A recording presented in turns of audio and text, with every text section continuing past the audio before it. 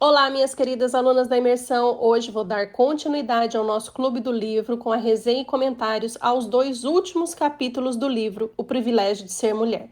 São dois capítulos divididos em 4 partes: o mistério do corpo feminino, o mistério da feminilidade, maternidade e Maria, o sexo feminino. No capítulo 8, a autora fala sobre o mistério do corpo feminino. A autora ela vai dizer que os órgãos íntimos das mulheres, eles não são visíveis, eles ficam escondidos dentro da mulher. E por isso a autora vê um significado nisso. Ela vê que fica escondido geralmente porque contém um mistério e por isso deve ser protegido. O ventre da mulher possui um misterioso privilégio, que é carregar um ser humano, portador de uma alma eterna gerada por Deus. Lá na página 97, tem uma linda passagem assim: a contemplação do corpo feminino também pode render insights sobre a missão da mulher. A primeira coisa que vem à mente é que no corpo da mulher os órgãos íntimos não são visíveis, todos eles escondidos dentro dela. Nisso, ela claramente difere do homem. Esse fato está cheio de um rico simbolismo. O que fica escondido geralmente é algo misterioso, algo que deve ser protegido de olhares indiscretos. A própria estrutura do corpo feminino é como um jardim que deve ser guardado com zelo, pois a chave desse jardim pertence a Deus. E aí, a autora também complementa falando assim: em face da extraordinária dignidade que a virgindade adquiriu na vida cristã, a constituição biológica das mulheres indica que seus órgãos reprodutivos recebam um selo de sacralidade e pertencente a Deus, que é de uma maneira especial. Por essa razão, a missão da mulher é ser guardiã da pureza. Depois desse insight, fica mais fácil entender porque tradicionalmente uma mulher que peca contra o sexto mandamento é mais severamente reprovada do que o homem que peca contra o mesmo mandamento, que é do adultério, né? A princípio, isso pode parecer um típico caso de injustiça, pois diante de Deus o pecado da fornicação ou do adultério são igualmente graves, independente se forem praticados por homem ou por uma mulher. Mas, quando nos damos conta de que a esfera da intimidade foi especialmente confiada às mulheres, que a elas cabe guardar a virtude da pureza, a severidade da censura social torna-se mais compreensível. Quando uma missão particular é confiada a algumas pessoas e essas pessoas fracassam no cumprimento dela, isso cria uma desarmonia metafísica muito maior do que quando alguém não recebeu esse chamado especial, fracassa no mesmo. E assim, a autora, ela elucida de forma brilhante porque que para nós ficamos feridas na alma mais facilmente do que um homem que usa aí o corpo para um prazer sexual, por exemplo. Então, inclusive tem uma reflexão aqui que eu coloquei até no e-book Orientações Educativas sobre o Amor Humano, que fala assim, na página 101: se a educação sexual em nossas escolas se abstivesse de falar sobre perversões morais e de expor uma enormidade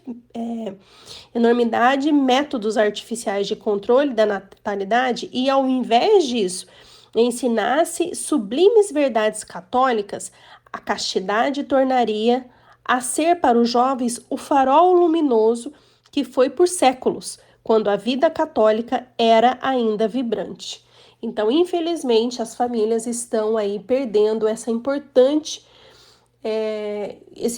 ensinamento que é para passar para os nossos filhos a grandiosidade, a virtude da castidade. Se você for lá no e-book Orientações Educativas sobre o Amor Humano, eu falo da importância da gente ensinar para os nossos filhos a importância da castidade, da singularidade que é da gente dar valor a preservar a nossa intimidade. Então, intimidade e castidade hoje em dia está sendo muito esquecida, está sendo banalizada e por isso tantos jovens aí estão tão amargurados, depressivos, ansiosos. Por quê? Porque está perdendo esse traço tão importante que é para nossa alma, para nossa parte espiritual, que é guardar o nosso corpo. usar o nosso corpo de maneira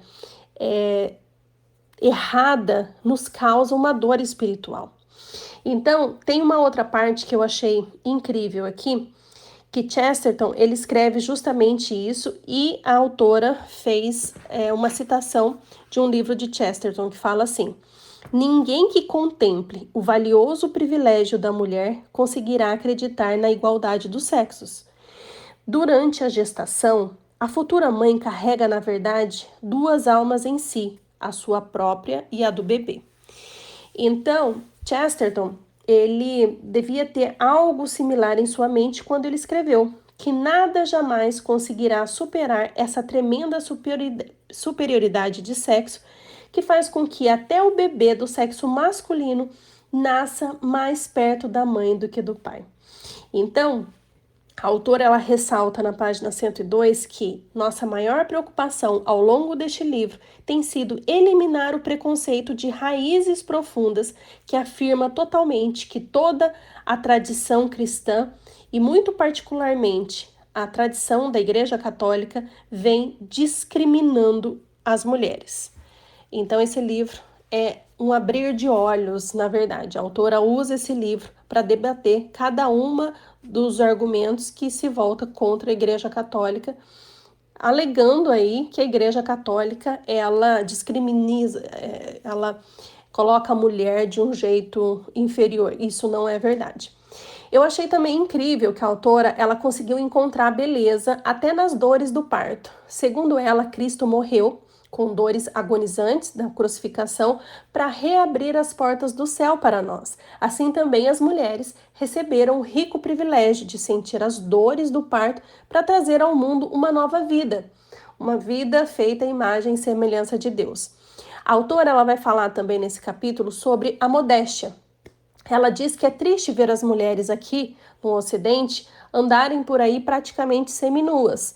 Ela diz que os homens são bons em ler a linguagem corporal das mulheres e por isso quando o homem encontra uma mulher modesta, eles as respeitam, diferente dos olhares impuros de atração sexual ou de desejo sexual que eles costumam lançar para mulheres que não utilizam da modéstia. Na página 104, tem uma parte linda, uma ótima reflexão que a autora fala assim: a pavorosa decadência sexual que testemunhamos ao longo dos últimos 40 anos pode ser atribuída, ao menos em parte, à tentativa sistemática do mundo da moda de erradicar nas garotas o sagrado acanhamento, que é a reação apropriada que as mulheres deveriam ter no que diz respeito ao que é pessoal, íntimo e precisa ser velado. Vestir-se modestamente é a resposta apropriada que as mulheres deveriam dar a esse mistério.